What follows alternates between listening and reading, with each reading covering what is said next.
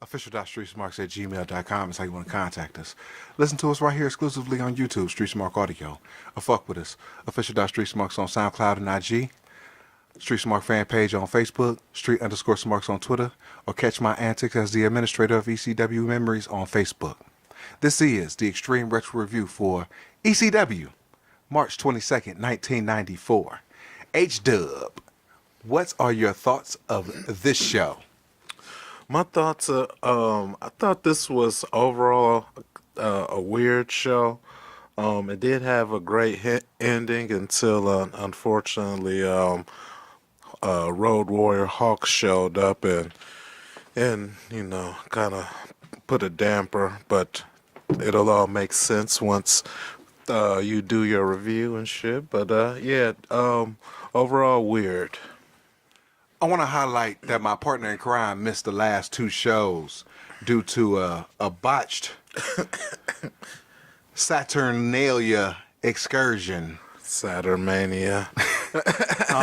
So as penance, I told him that we're going to review the next 4 shows to make up for the 2 that he never watched.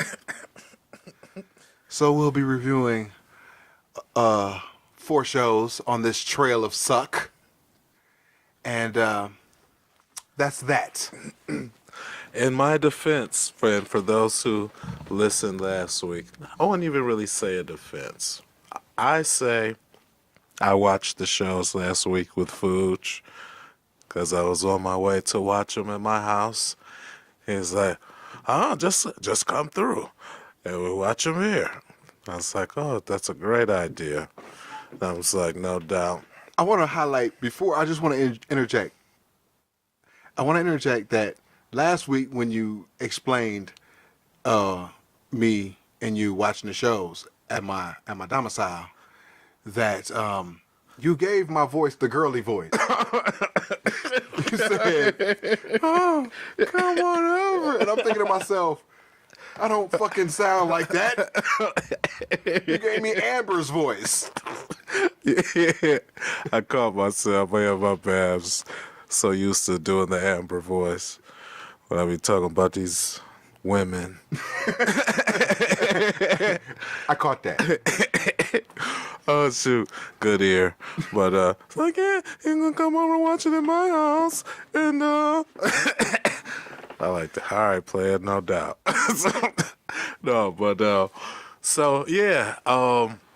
Otherwise, see, I was lured into not watching the shows because, you know, after a long weekend, we would have recorded a little late. You know what I'm saying? And you know, I was coerced into coming over so this bit could exist right now about me watching the shows. It was another conspiracy, just like when he enlisted the aid of his friend Mad Jack Slater, and who I thought he was my friend too, but apparently he's more Fuge's friend than mine because they conspired to keep my Street Smart Trivia Championship away from me, which they were able to, that nearly able to do, the 2 of them. You know why? Because I have the greatest mind in trivia today.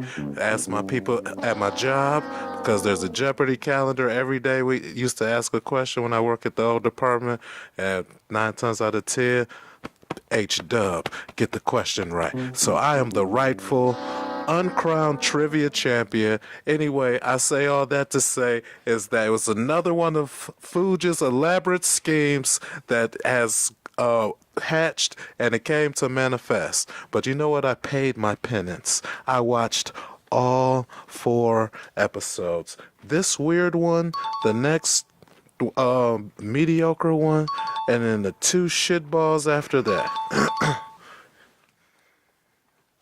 So we have the finish from the TV title to cold open from last week, and we go directly into the theme.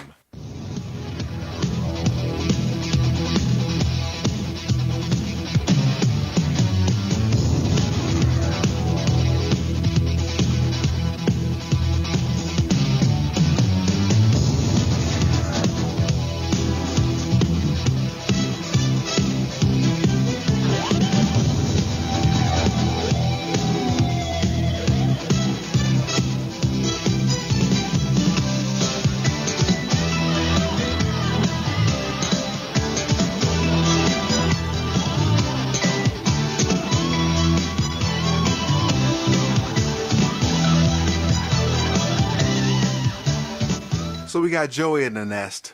He's running down the card for tonight, and he throws at the Tide with his ECW hat. He's shilling the March 26th show, also known as Stipomania. It's a go-home promo, so it's long and tedious. Then they do an Iron Man package, and they hype up the Ultimate Jeopardy show. Moving on. We got a Carver W. Reed commercial with Sherry and Woman. So they're standing back to back, you know what I'm saying? They all got their elegant gowns on. It's like a neck up shot, both of the hoes. And Sherry's like towering over Woman. And they're saying, like I said, Sherry looks blitzed as shit. She goes, "Every time I wear my jewelry, I get it from Carver W. Reed." And then Woman goes, "Every time I get my jewelry, I buy it from Carver W. Reed." Wow. Carver W. Reed. Since 1860. Get your jewelry there or some shit. Oh, I wish I could have seen that. Yeah, it's on the Tape Trader show. Anyway, so we got the Bruise Brothers versus Chris Somebody and Damian Stone. Damian Stone is the eventual future Little Guido. They beat the Job guys into the ring. Double boot for the win. Dud. Then they beat him to the back. Your thoughts? Oh, my only thoughts were those poor jobbers. Those poor jobbers. Yeah. I didn't even get Chris's name. They just said Chris something. I didn't even catch it. Anyway, Jobbers. back to Joey for a Stipomania package. We got a Putt Snooker package. Moving on. Right.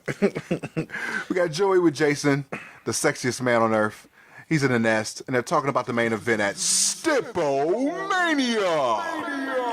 Joey alludes that Mr. Hughes doesn't suffer if he loses, because Jason gets in the cage. And, you know, if the baby faces win, Jason gets in the cage. You know what I'm saying? And Mr. Hughes doesn't do anything. You know what I'm saying? Mm-hmm. So if Mr. Hughes does the job, no big deal, right? Right.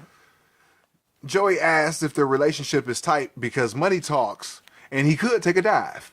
Jason screams at Joey, and he cuts a money-ish promo, but I couldn't take it all the way serious because of his bright-ass blazer jacket. That shit was like bright yellow-orange. I was like, what the fuck is he saying?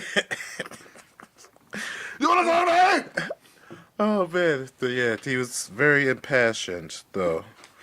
I said Joey's facials are LOL. He's in the back, fucking making a face every time Jason's talking to the camera and shit. Oh, he turns around and bitches up. Especially when he's talking about the possibility of 4 dudes beating his ass and shit. Like, is that what you want to see? Then Joey nodding his head like, hell yeah. So we move on into a package narrated by Jason. It's Rebel and the Pitbull versus the Young Dragons. It's from Jason's highlight reel. It's a sign in the crowd that says Young Drag Queens. LOL. Oh, yeah, I see that, yeah. Complete squidash. Pitbull does some karate. Then he does a standing butterfly suplex like Scott Steiner. Rebel in with some stuff. Jason's on commentary, and he gets hot about the March 26th show. Pitbull kicks one young dragon off the top rope. Mm-hmm. He lands on the table. The table doesn't break. Ouch. Oh, shit. Rebel then climbs down off the apron and then power slams the dude through the table. Oh, no. He puts him on the table and elbows him to break it. That's what he did. My bad. That's what tickled me, like, the elbow. Like, wait a minute. Rebel, 1994 Sully Heel of the Year nomination. Superbomb for the dub. LOL. 1 star. Then they superbomb the other geek. And then I bumped it up to a 2. Rebel and Pitbull tag team nomination for 1994 Sully's. Your thoughts on the match? My thoughts on the match was that fucking elbow through the table. But not only that, I was because I was a little feeling good when I did my notes and stuff. But apparently, Y2J Chris Jericho isn't the original Ayatollah of rock and roll. Absolutely. Apparently, it is one Rockin' Rebel. Rockin' Rebel is the original Ayatollah of rock and roller. So yeah, I was mind blown by that. And and Jericho came through ECW. They may have crossed paths some way on the independent circuit, so probably swiped it when he got to WCW. Oh man, cold-blooded. Hey, he made more money off that shit. Yeah, he did. But still, how Rebel is not the TV champ is criminal. That dude should have been a TV champ like last year. Yeah, he's definitely a heel of the year material every year. Yeah, definitely. Hands down. So we got a Taz and JT Smith package. So it's a TV title match tonight. I said, oh my God, the disparity of these performers' packages. Dude. No homo. Dude. So Taz's part is set to hard rock, and he's just suplexing motherfuckers on his head. Looking like an animal. You know what I'm saying? He's just dumping motherfuckers. Northern Light suplex. Head and arm Tazplex. Half Nelson suplex. You know what I'm saying? Just suplexing the fuck out of people. And I'm thinking to myself, there is no way possible that they do what I think they're going to do. You saw it coming? Oh my God. This is what I wrote. I said, no, they wouldn't do that. They did. Set to the Rocky theme. On the tape trader show, it's the Rockies music. Oh, so no. It's yeah. I don't know what it was. Some generic inspirational music. It was the Rockies. Okay. Oh no! So the first scene is JT Smith holding his knee. Then he gets thrown off the nest by the Dark Patriot. Recounted by us in an earlier Extreme Retro Review. Goddamn. Copious amounts of shots of his knee getting decimated to obliterate. Then the roll-up fluke pins. They showed the awesome guardrails shot. Then the fluke pin from that shit. And then it says, can JT beat the odds again? Stay tuned. What for?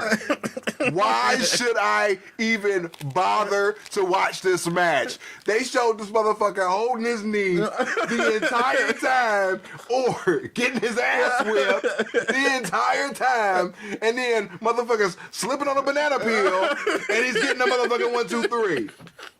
So how do you think I'm expecting this match to go? Taz suplexes this motherfucker on his head, and then he gets the fluke roll up. That's what I'm expecting. Oh man. Stay tuned. So we got Shane with the Sensational Sherry versus the Sensei, Pat Tanaka. I wasn't paying attention until the heat spot because Pat Tanaka is utterly boring. I watched this show 3 times in preparation. I could not be bothered to watch the beginning of this match every time because it's so boring. Pat Tanaka is boring. He is the most boring wrestler I've ever seen in a singles match. He's definitely up there. There's no... Holy fucking Christ. I couldn't be bothered to tell you a move. Oh, he has that roundhouse kick thing he does. And does he... Look, okay. Most people come out with a singlet. You got Shane. He looks like a wrestler. He got a little fringe on his boots or whatever. You know, a little flare or whatever. Yeah, and but he looks like a goddamn wrestler. Pat Tanaka looks like the guy who would buy you beer if you were underage. Yeah.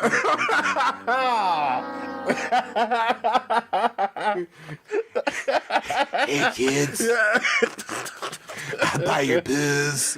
Oh no! Like that motherfucker has on Greco-Roman wrestler boots, right? Like just like some pajama pants. And a shirt that look like that's been stretched out by your mama from grabbing your ass too much in Value City. Get your ass back over here, boy.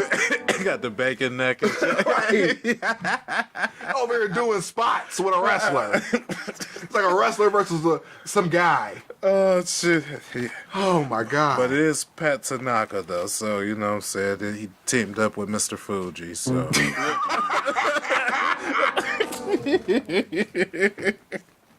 oh Oh, shit. Sherry trips, Shane clothesline. Joey putting over Tanaka is admirable, but in vain. Tanaka came to graciously job. Sherry with a clothesline outside. I gave it an automatic one for that spot alone. Yeah. Long heat segment. This better end with a chain. Sloppy comeback. Tanaka also kills Shane, almost kills Shane with a back body drop.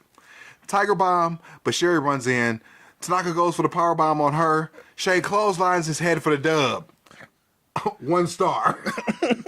Hold on, he didn't just almost try to Batista bomb Sherry. He kicked her in the coochie.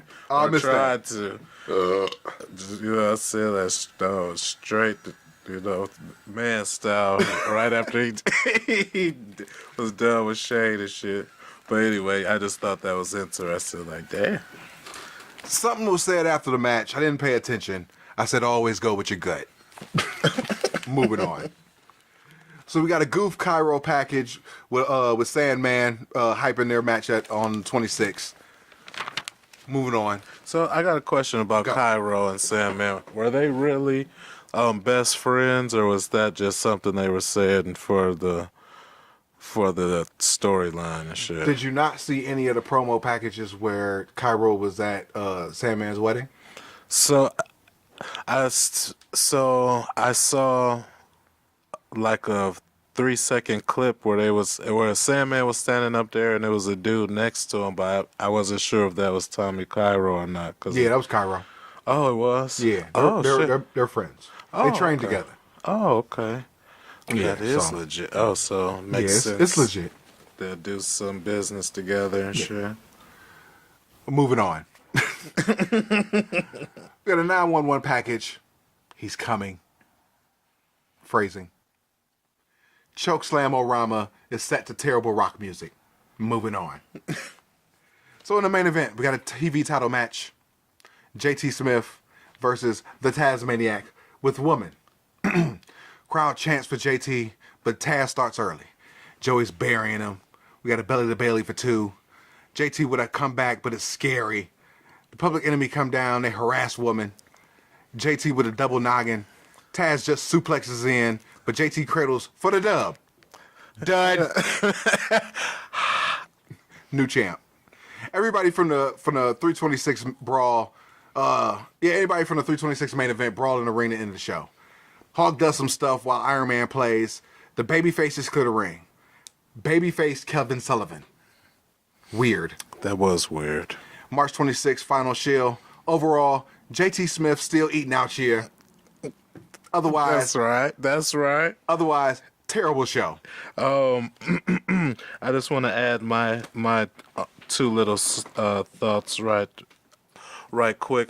First of all, even though I'm always glad to see JT Smith eating out here, it was the ultimate simp move of him trying to protect woman from the Public Enemy. Luckily, it worked out in his favor, but you had a classic case of a nigga trying to protect a bitch of a nigga that he getting his ass kicked by the nigga she with. You know what I'm saying? So yeah, I'm gonna stop beating his ass to protect his bitch and shit from 2 other motherfuckers. So that is the ultimate simp move. Don't ever do that in real life, ladies and gentlemen. That's stupid. Anyway, then I was glad to see JT win and shit, you know what I'm saying? Because I have always been an advocate for JT eating out here. That's where that comes from, you know what I'm saying? So, anyway, they tried to do their best to make you give a fuck about this match with the package and shit, and showing JT Smith looking like he just knows how to take a hell of a beating and shit. He wins the match and shit, and then like there's like literally nothing, like, you know what I'm saying? There's like he gets the title and rolls out the ring and shit. Then it's Sullivan and Taz and Public Enemy again and shit. Complete afterthought. Like what? Like what type of shit is that? So yeah, that kind of irked me a little bit, but Hey, at the end of the day, don't none of that shit pay the bills or put food on the plate. And you can't eat out here without food on your plate. Come on, somebody. When we come back next week, the March 29th show, we out. Peace. Peace.